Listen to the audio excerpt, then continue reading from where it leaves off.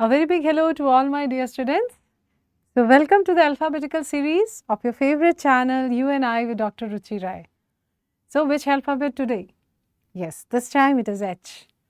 Very important topic asked so many times in your exams. We'll be talking about what is this condition? Yes, Holmes Addy pupil. So, when you say Holmes Addy pupil, we also call it tonic pupil. What do you see in this slide?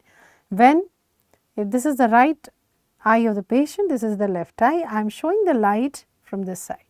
When I show the light, the right eye pupil constricts, but the left eye it is not, or sometimes it is a very sluggish reaction, right.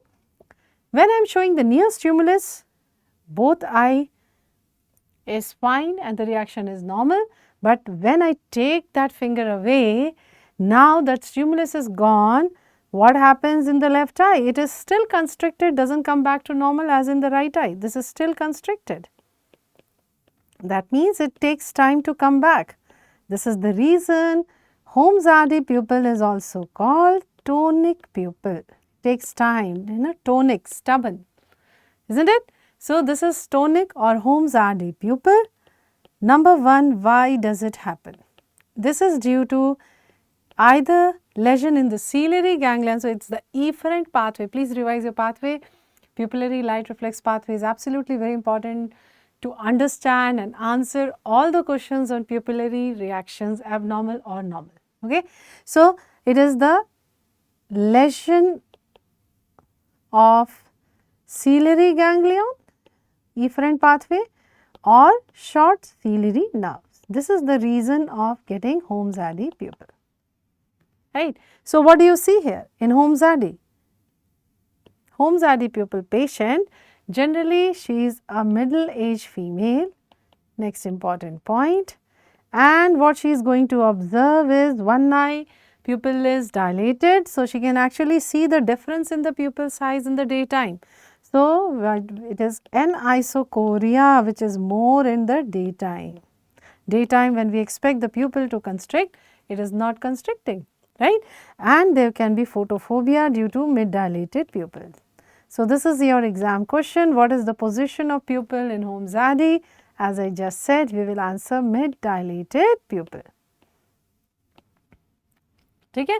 So, what are the features? You will say either sluggish or absent light reflex, right. Note down.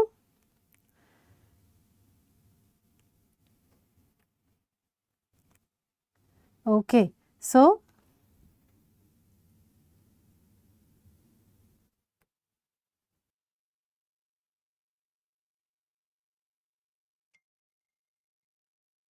sorry for this. So, sluggish or absent light reflex, number 1, right.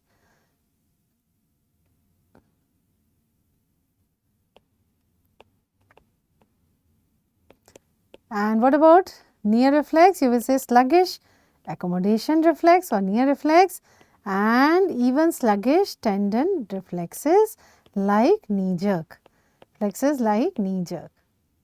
Okay. So, this is how we learn the features and these are the points.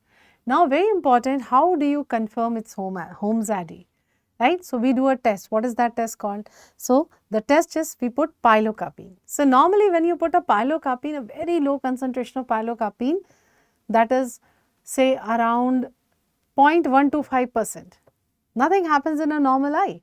But if this patient is a Holmes-Addy, he is going to respond to very low concentration. So, pilocarpine test, what is this test?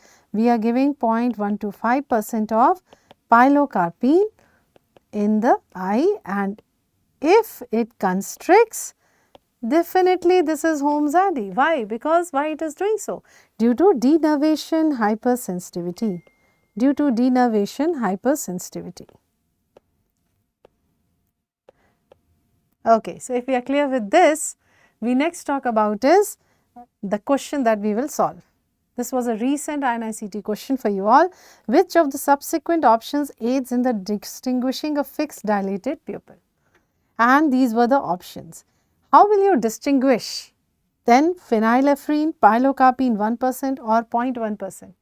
Yes, it has to be 0.1% pilocarpine if we want to differentiate between the two, right?